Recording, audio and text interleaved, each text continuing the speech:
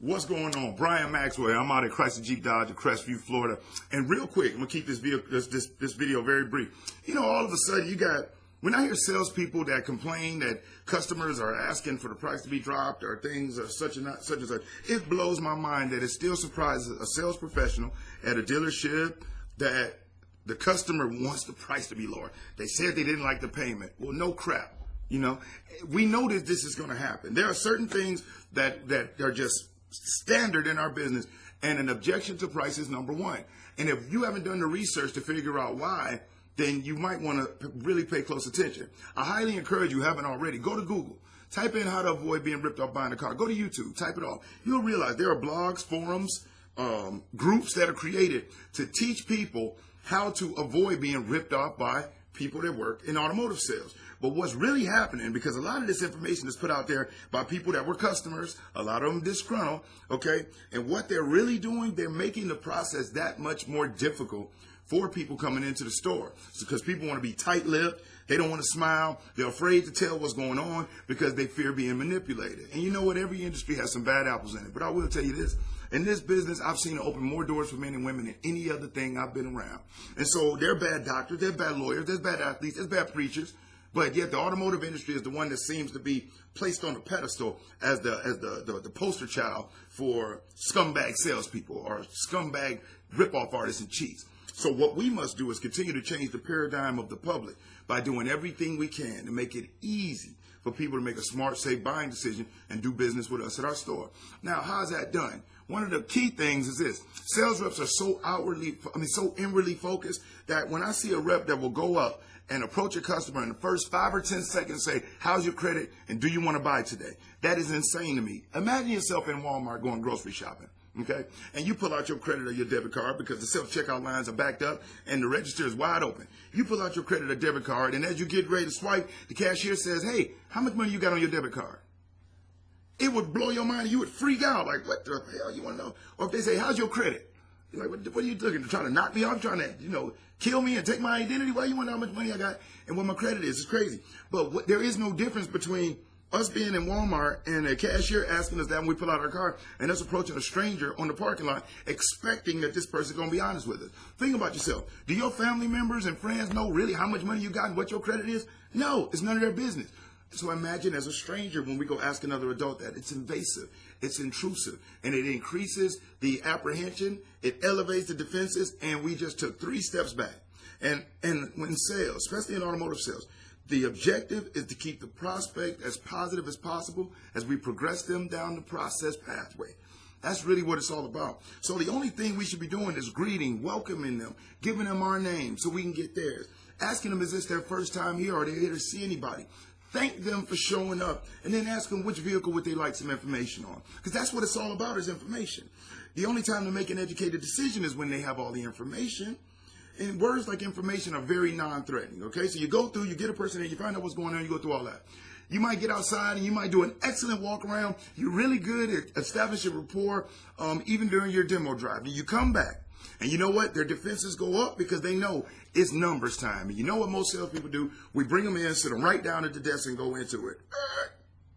There's a thing called pattern interrupt. And what pattern interrupt is when we take a standard or a familiar situation and we just alter it in a way that is not familiar and not common to the prospect, to the customer, or to the individual.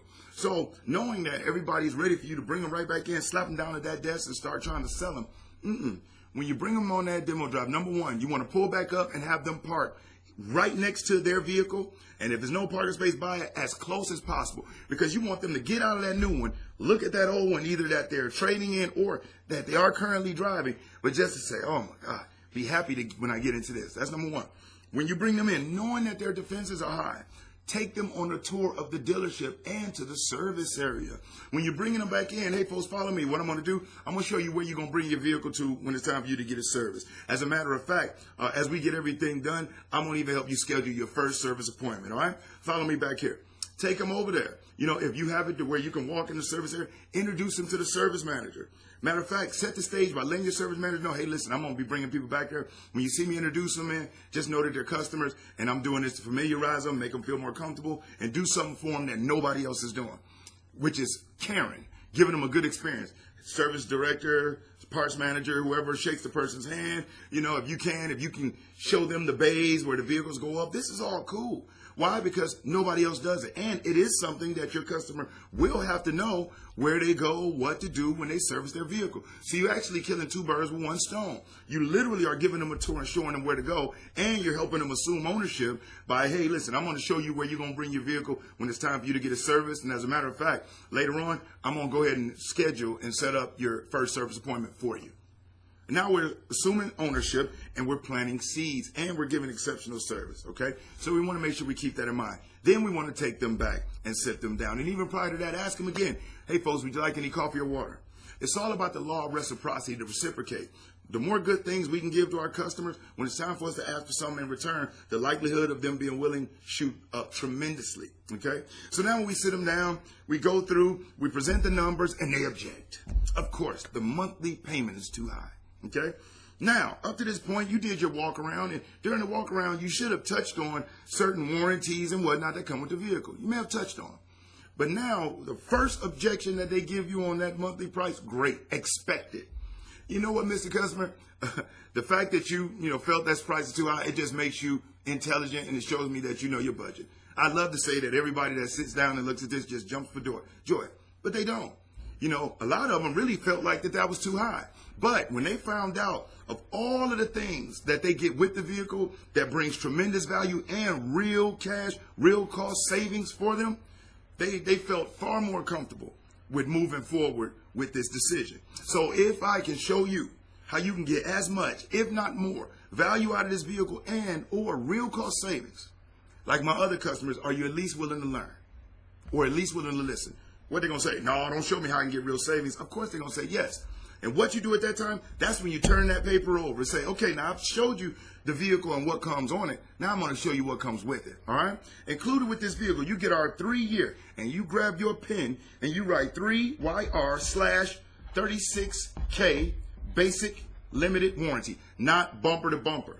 Not 3-year 36 bumper to bumper, because the bumpers aren't covered. And 3-year 36,000 mile bumper to bumper sounds so small. But you get our 3-year 36,000 mile basic limited warranty. And what that means is that if any manufactured part goes on that vehicle, if the radio stops working, the rear dash cam, the power seats, the power locks, anything, you call me, you text me, or you email me, I'm going to get that vehicle back in here, and we're going to get everything repaired for you. All labor costs, all repair costs are covered by us. You keep your money in your pocket where it should be. And you've got that coverage for the next 3 years or 36,000 miles, okay? But on top of that, you also get a 5-year, 60,000 mile powertrain warranty. Put that pen down. Now, the powertrain warranty, what that means is that your engine, and when I say engine, I mean the block, the heads, the seals, the gaskets, all the internal lubricating parts.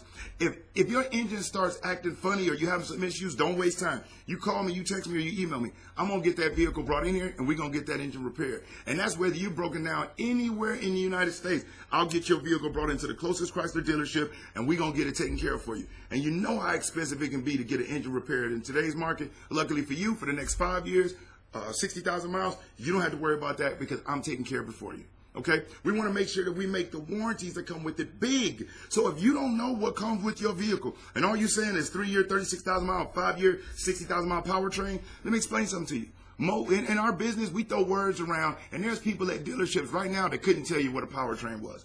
So we expect the customer to know. Before I got into business, the only train I knew about was Soul Train. Okay, so don't assume they know. Matter of fact, act as if they don't. And give them an out. Listen, Mr. Ms. Customer, I'm sure you are familiar with this, but I'd be doing you a disservice if I didn't at least share it with you. And then you go through, okay? But when you're going through your warranties that come with it, take the time to explain them. Make it big. Increase the perceived value. By increasing the perceived value, you'll minimize the amount of price reduction and potentially eliminate it in other situations, okay? It's just another fast tidbit coming at you. Hey, my objective is to help everybody get better, perform better, close more, and make more, all right? Now, I did my 3 ways to sell cars using social media webinar. It was a blast. It took off. Matter of fact, I got so much demand, I'm coming at it again. All right, so be on the lookout for that. As a matter of fact, I'll be putting the schedule up sometime. I'll have my team put up sometime tonight? Okay, we'll get it up. Other than that, I'm Brian Maxwell. I look forward to seeing you at the dealership. And if you got any questions, post them in the comment. But like, and share this video, y'all. Thank you. I'll see you at the dealership.